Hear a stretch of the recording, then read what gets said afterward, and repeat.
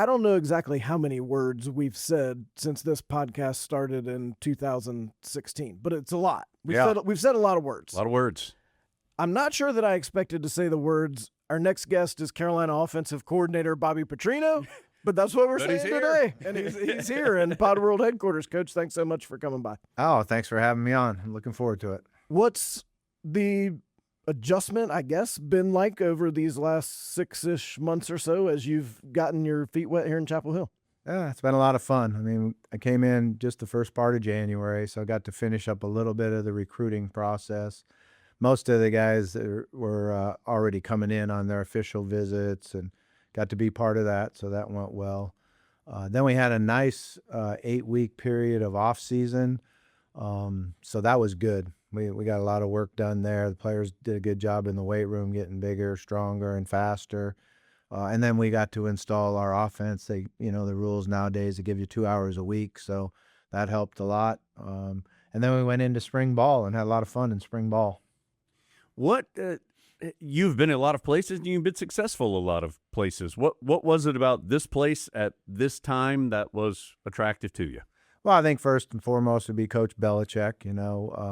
Throughout the years when I was a college head coach, he used to come in and evaluate our players for the draft. And I always felt like he did his homework more than anyone else. He called, asked about players on my team, asked about players in the conference, anybody else we faced. And it just continued on a yearly basis. So that I always had a lot of respect for that.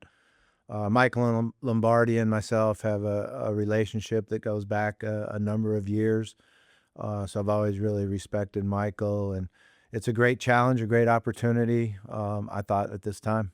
It is a challenge. Carolina's offense was not where it wanted to be a year ago. As you've kind of come in and maybe from the 10,000-foot view, what have you seen? Where do you think it can get better, and how do you hope to get there? Well, it's a different day and age. So, everybody has a lot of new players on their team. I think we're up in the 49, 50 range of young men that came in at mid-year.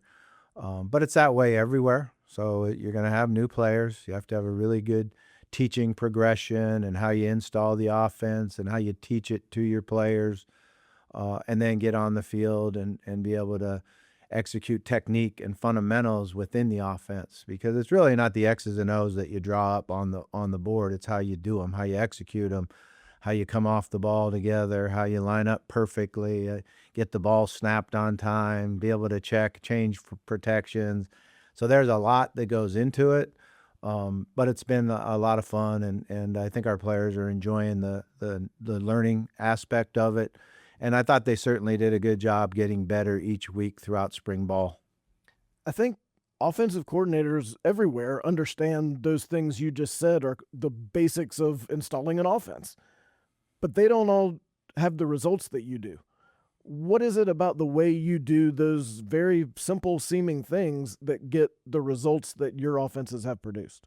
Yeah, I mean, that's hard to say. I think I've been very, very fortunate to coach a lot of great players, young men that, were very good at what they did, very good at getting the players around them to be better. I think that's one of the keys in coaching, is to be able to get your leaders to make all the people around them better football players, be able to have the right attitude when you step in the classroom, when you step on the field, and enjoy the learning aspect of it. And I've always believed that you get the ball to your good guys. So there's a lot of plays that I like out there that are fun to drop on a piece of paper. But the key is, how am I going to get the ball to this player? How am I going to get the ball to this player? And the quarterback has to know that, understand it, have the knowledge of his teammates, of what they do well, what they don't do well, so he can get the ball to his good guys to make him look better. From what you've seen in spring ball, who are some of those guys who you want to get the ball to? Yeah, I mean, I think we've got some guys that are going to be really good targets for us, and guys that we're going to want to. Our tight end group had a very, very good spring. They're big, they're athletic, they can run and catch and block the line of scrimmage. So a lot of new guys there that weren't here before. But they had a very, very good spring and gave us some really good weapons. Jelani did a real nice job. Washington's a really good player. He can do a lot of different things for us. Jackson did a nice job of coming in. And then, they can do different things. So we can line up in two tight end formations with them. We can split out with them. So their ability to do multiple things helps you be able to balance the field for what the defense is going to put out there to try to defend you. You mentioned the quarterbacks a minute ago, a clean slate in that room for the Tar Heels for the most part, and a lot of different guys in that room right now for the Tar Heels. When you have a lot of guys that are competing at that spot, what are the most important things that you are looking for when you say, yes, that's the guy? Yeah, I mean, the first thing you do is the very first day that you get together and there's a bag of balls sitting over there, you see who picks up the football and jumps to the front of the line. I've always felt like that's, without saying a word to them, that's pretty important to see who thinks they're the guy, who thinks they're the leader, and how they go about their business doing that. And then their ability to learn and communicate.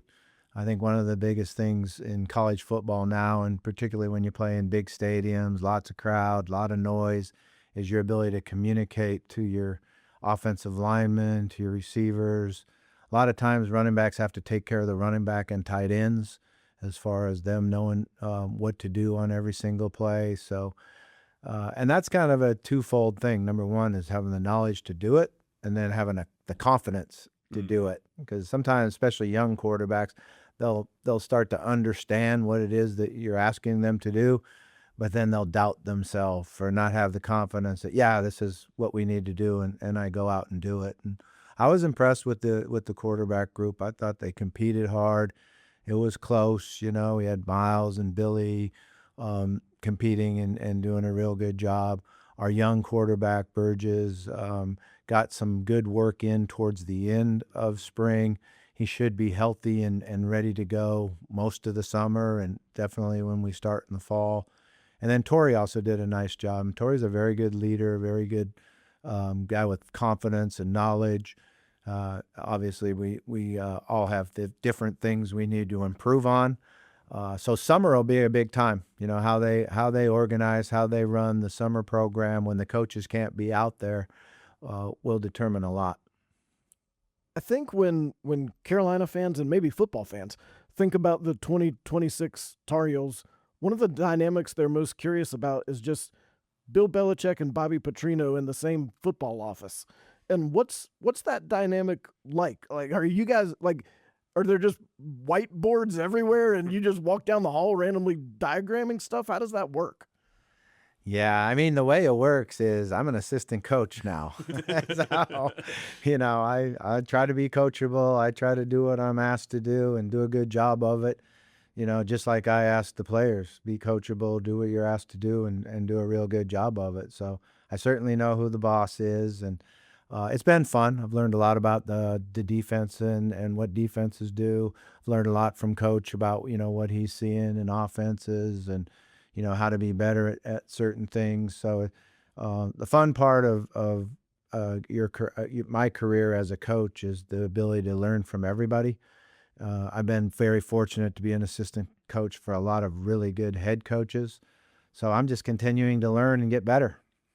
All right, we had Jordan Shippen here recently, and he said we had to ask you about your aggressiveness on the headsets during practice and the way that he said, Coach Petrino, get after you a little bit now on the microphones during practice. Is this accurate? No, not at all. Not at all.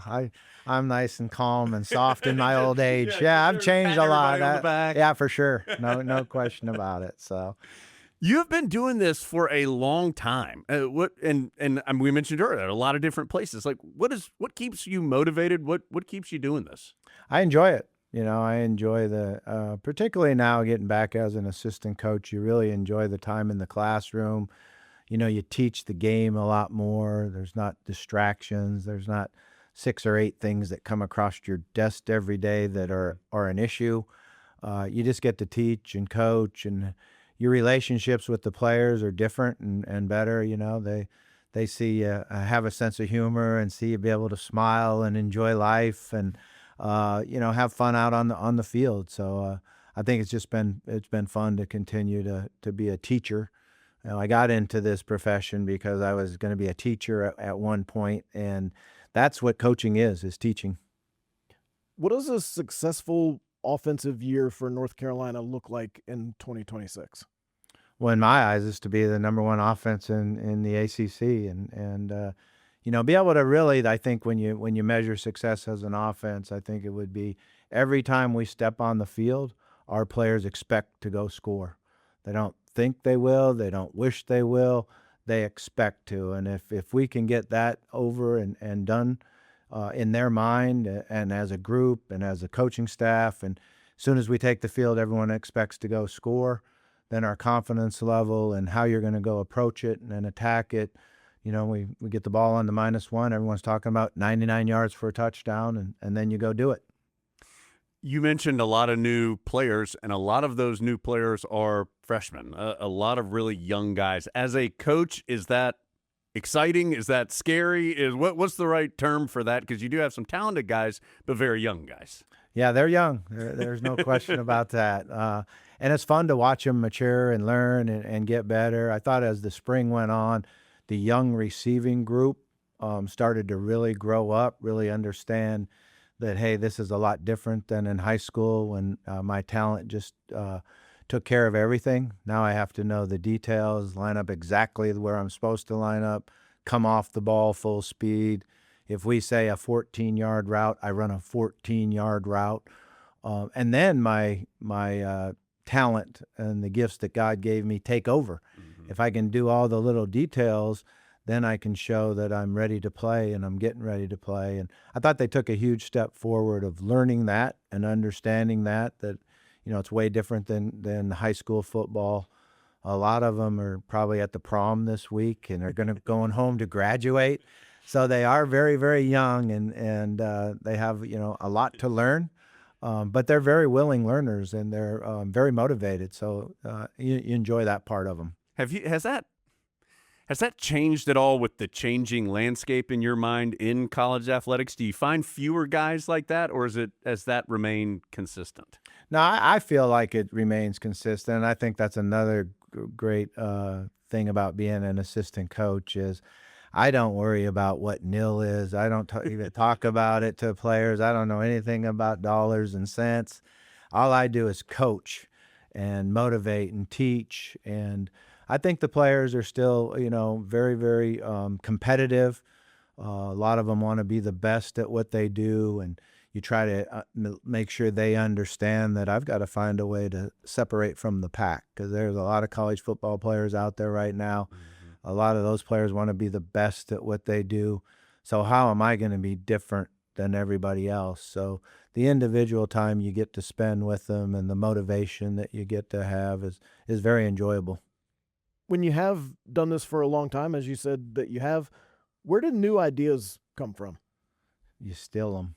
It's a lot easier now. I used to be really good at it because I had a lot of really good friends, and there was these thing called 16 millimeter film and beta film. And, I could get some of my buddies in the NFL to slip me some and feel like I'm ahead of everybody.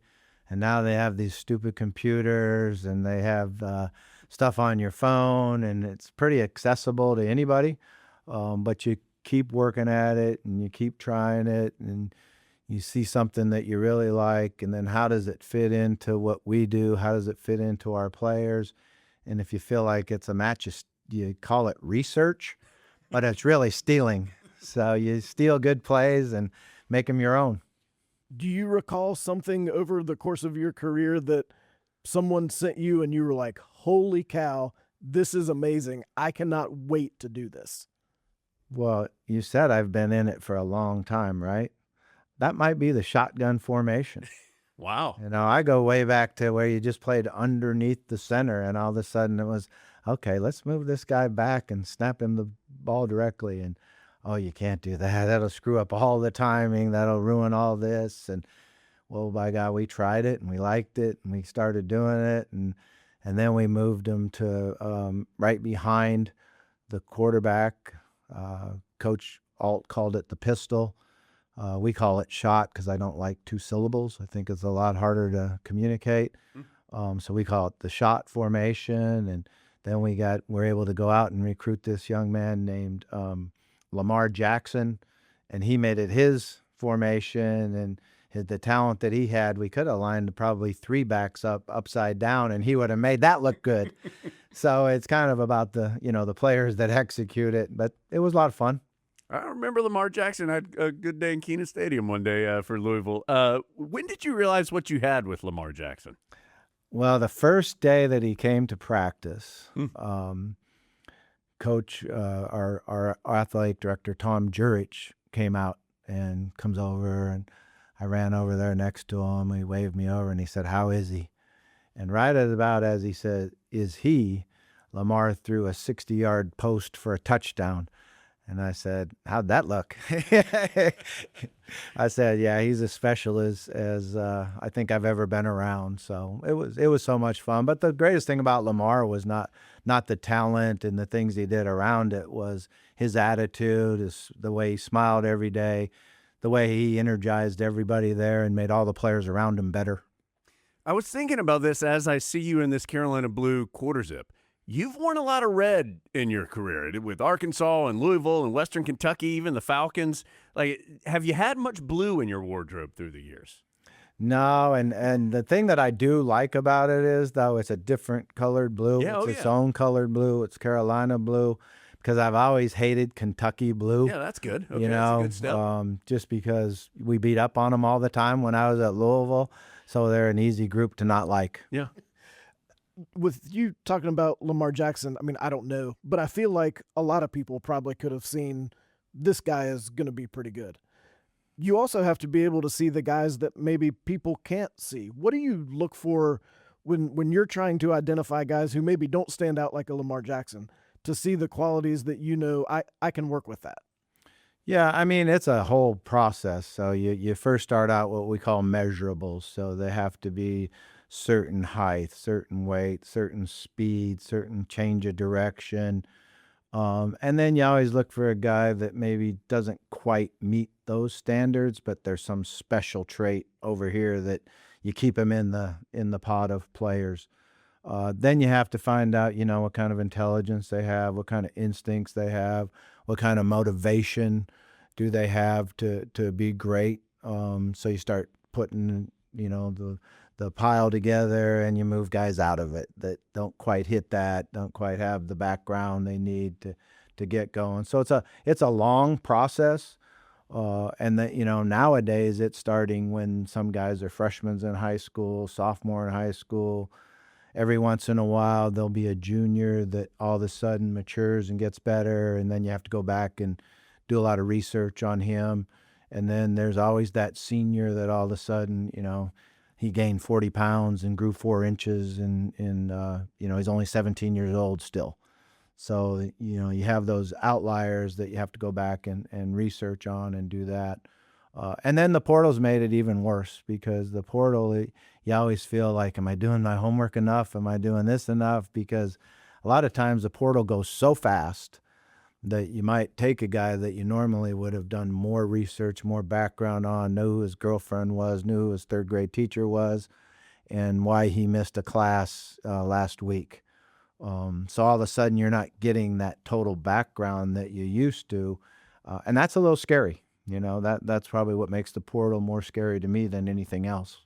No post-spring portal this year with the new rule. Yeah. I was going to say, I think we can all understand in general why that is a good thing. As a coach, how beneficial is that for you? I think it's the greatest, new rule that they made, in the fact that, you don't, who your team is. You don't come out of spring practice and have 15 guys leave. And then all of a sudden you got to go out and recruit more guys in that you only have for 3 months, and you line up in September and kick the ball off. So it's the best thing that they've done. So guys go through the winter semester, they go through spring football, they're here all summer. You don't add new players to it. You don't lose guys that you thought, oh man, I just spent how many months on him, picturing him as our starting right tackle or whatever position, and now he's gone. Yeah. So I think it's a really good thing. If one of your players on offense came to you this afternoon and said, Coach Petrino, what's the best thing I can do between now and when we get back together on the practice field in late July, early August, what would you tell them? First thing I would say is I don't do a lot of the best thing. I'm a guy that likes to work on everything. So all of our players have to first and foremost take care of their physical part of the game. So we got players that have to gain weight. We got players that have to lose weight. Most all of them need to get stronger, faster, and more flexible. And if one of the things that they have to work on as much as anything is the flexibility, because that's how you stay healthy. It's a physical game. It's a fast game. So every now and then your body gets in a bad position, and it's the flexibility that keeps you healthy and allows you to line up and play the next play. They all need to really improve on their knowledge of football. So what are the details of my position? How do I know exactly what I'm going to do on my stance, my first step, my get off? And then they all need to learn what the other side of the ball is being taught, because I can be a faster player on the field if I know what the defense is doing. All of a sudden, this guy went from head up to outside shade or inside shade, and he changed his hand down, so I know what's coming and I can anticipate it. And now I'm faster than my 40 time just because of my knowledge of football. So we all have a lot to work on. So Lamar, I'm guessing, is the textbook example of the guy who had all the physical abilities. Who's the textbook example of the guy who understood what you were just talking about, that I can be a little better than my physical abilities by knowing some other things? Well, Lamar was that way too. I think the thing that you understand is how he separated from the pack was he came in between our last game of the season and the bowl game. And he said, I want to be a real quarterback. What do we need to do to be a real quarterback? So he came in during bowl preparation every morning at 6 a.m. and went back through the installs, back through teaching the offense. And so his knowledge and his understanding improved, where his first game of winning the Heisman was the bowl game against Texas A&M in the Music City Bowl, the year before he won it. So he showed that. So there's a lot of examples of it, but they have to have the physical attributes to play at this level and to be able to play in the NFL. But they also understand, I think they work to understand, that there's a lot of guys walking the streets that have the physical ability to play. So your heart and your mind kind of make the difference, kind of change it and put you in a different category. Coach, we've kept you nearly 25 minutes. Thank you for your time today. What last thing, at least for me, what's important for you? What's on your docket here for the next couple of months leading up to when everybody gets back together and it's time to get moving for real? Well, right now, spending a lot of time on evaluation of spring and evaluation of our depth and, how our guys improved, what we did that we liked offensively, what we need to do better at, what we need to throw away, certain things like that. Sure. Start really preparing for the first 4 games of the year and understanding and getting to know the defenses and what we're going to face in those 4 games, because that gives you some direction here in June and July when our players get back, and then when we start practicing again. And I think it might be late July now because it's an early game. Yep. Or the 1st of August. So there's a lot to keep busy, that's for sure.